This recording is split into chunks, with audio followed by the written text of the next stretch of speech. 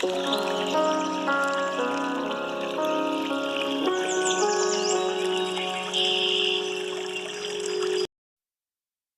മത്തായിയുടെ സുവിശേഷം 12-ാം അധ്യായം 1 മുതൽ 8 വരെയുള്ള വാക്യങ്ങൾ. സാബത്ത് ദിനത്തിൽ വയലിലൂടെ കടന്നുപോയ അപ്പോസ്തലന്മാർ ഗോതമ്പ് പറിച്ച് കയ്യിലിട്ട് തിരുമ്മി ഭക്ഷിച്ചു എന്നത് സാബത്ത് ലംഘനമായിട്ട് കണക്കാക്കുന്നതാണ് ഇവിടെ പ്രധാനപ്പെട്ട ചിന്ത. യഹൂദരുടെ പാരമ്പര്യവും നിയമവും അനുസരിച്ച് സാബത്ത് ദിവസം ഇത്തരം പ്രവൃത്തികൾ ചെയ്യാൻ പാടില്ല. പക്ഷെ സുവിശേഷത്തിൽ പറയുന്നുണ്ട് അവർക്ക് വിശന്നു.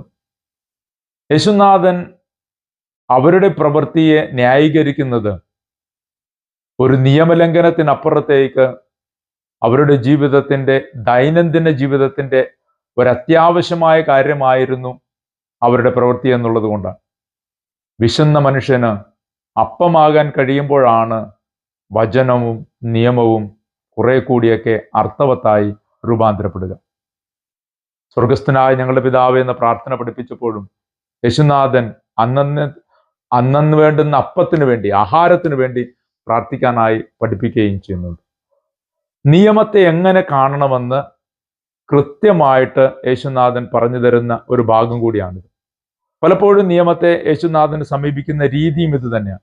നല്ല സമറിയാക്കാരൻ്റെ ഉപമ വായിക്കുമ്പോഴും അവിടെ നിയമം പാലിക്കാൻ വേണ്ടി ജാഗ്രത കാണിക്കുന്ന മനുഷ്യനേക്കാൾ നിയമങ്ങളെ ഒന്നും ബാധകമല്ലാത്ത രീതിയിൽ സ്നേഹത്തിന് വേണ്ടി ഇടപെടുന്ന നല്ല സമറിയാക്കാരനെ ഏറെ സ്നേഹത്തോടുകൂടി യേശുനാഥൻ വിലമതിക്കുന്നുണ്ട്.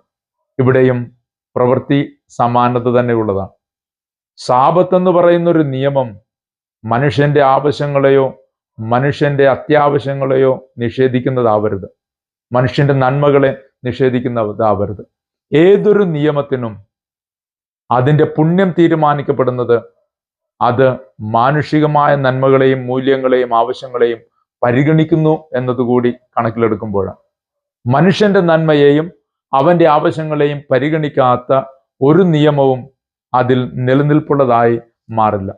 സാബത്ത് മനുഷ്യന് വേണ്ടി, മനുഷ്യന്റെ നന്മയ്ക്ക് വേണ്ടി, അവന്റെ ജീവിതത്തിന് ദൈവത്തോടുകൂടെ ഒരു വിശ്രമത്തിന്റെ ദിവസം ലഭിക്കുന്നതിന് വേണ്ടി തീരുമാനിക്കപ്പെട്ടതാണെങ്കിൽ കാലക്രമേണ അത് മനുഷ്യനെ പരിപൂർണമായും നിഷേധിച്ചു. മനുഷ്യന്റെ നന്മകളെയും മനുഷ്യന്റെ ആവശ്യങ്ങളെയും വരെ നിഷേധിച്ചു കളയുന്ന രീതിയിൽ നിയമങ്ങൾ മാറി. അങ്ങനെ വഴിവിട്ടൊരു യാത്ര സംഭവിക്കുമ്പോഴാണ് യേശുനാഥൻ അപ്പോസ്തലന്മാരുടെ പ്രവൃത്തിയെ ന്യായീകരിച്ചുകൊണ്ട് പഴയ നിയമസംഭവം ഉദ്ധരിക്കുന്നത്. നമ്മുടെയൊക്കെ ജീവിതത്തിൽ നിയമങ്ങൾക്ക് ഏറെ പ്രാധാന്യമുണ്ട്. നിയമങ്ങൾ നടപ്പിലാക്കപ്പെടുമ്പോൾ മാത്രമേ ഒരു സമൂഹം സ്വസ്ഥമായി മുന്നോട്ട് പോവുകയുള്ളൂ. പക്ഷേ ഏതൊരു നിയമവും മനുഷ്യന്റെ നന്മയ്ക്ക് വേണ്ടിയാണ് എന്ന് മറന്നു കളയാതിരിക്കുകയും വേണം.